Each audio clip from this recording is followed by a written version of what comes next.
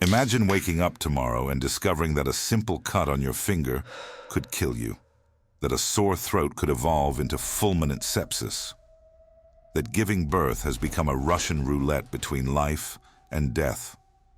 We are not talking about a medieval scenario. We are talking about the future that awaits us when modern medicine simply stops working, and that future may be closer than you imagine. Modern civilization rests on three invisible pillars: energy, water, and medicine. Remove one of them, and the entire edifice crumbles. But there is something particularly cruel about the collapse of the healthcare system. Because unlike hunger or thirst, which kill in days, the absence of medicine kills slowly, transforming every trivial injury into an announced death sentence. And when antibiotics disappear from shelves, when hospitals close their doors, when doctors flee, what remains is not just absence of treatment.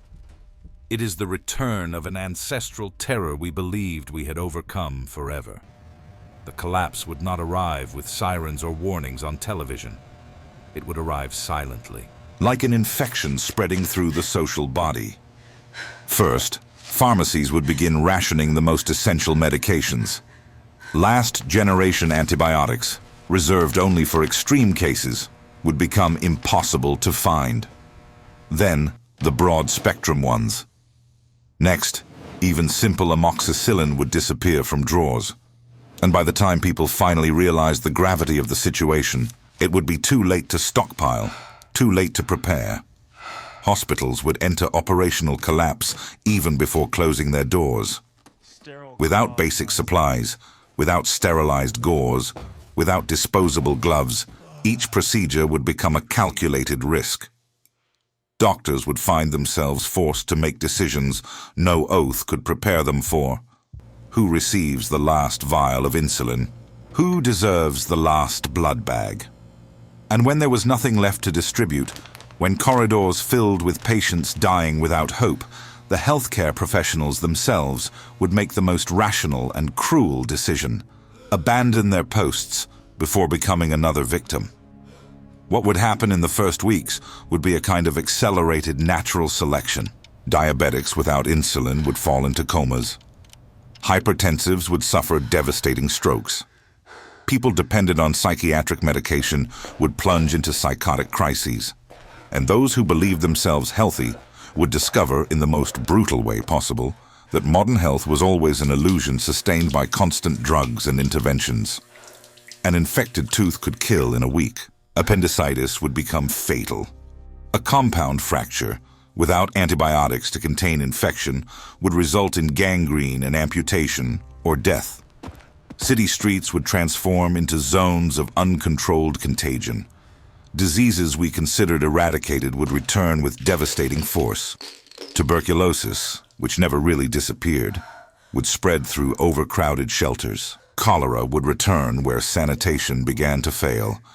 And simple infections, the kind you would treat with a quick visit to the health clinic, would become localized epidemics consuming entire families.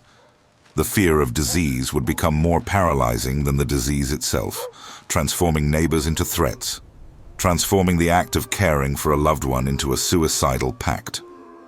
Motherhood, that fundamental act of human existence, would once again become the leading cause of death among young women. Without emergency cesareans, without postpartum antibiotics, without blood transfusions, giving birth would return to 19th century mortality rates. And newborns, deprived of essential vaccines, would fall victim to diseases their parents did not even know by name.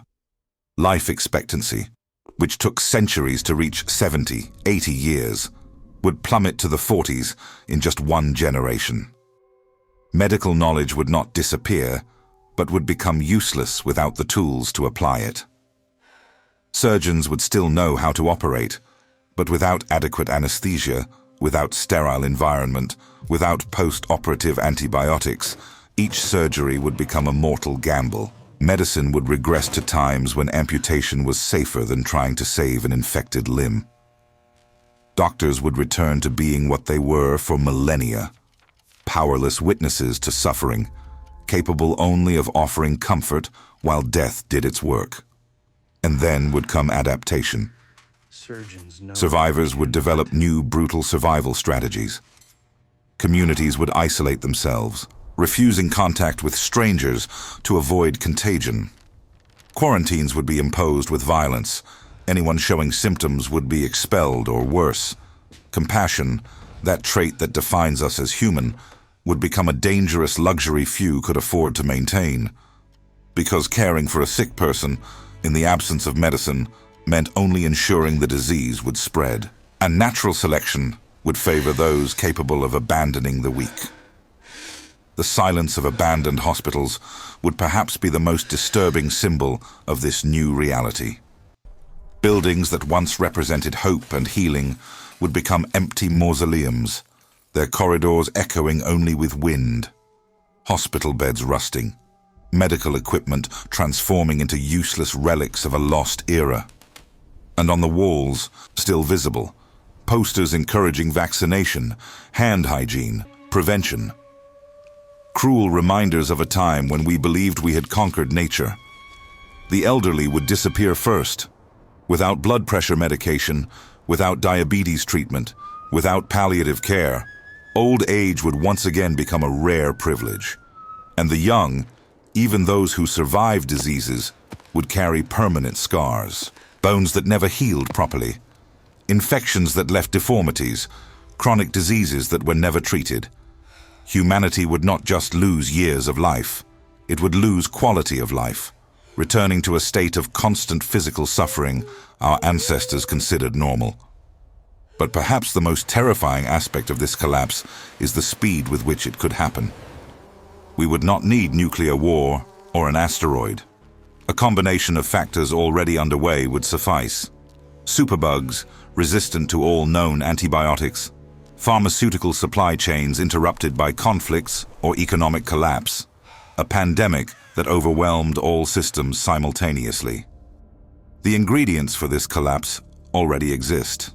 They are just waiting for the right moment to converge. And when that moment arrives, when the last antibiotic is consumed, when the last hospital closes its doors, when modern medicine becomes just a memory, humanity will face a brutal truth we prefer to ignore.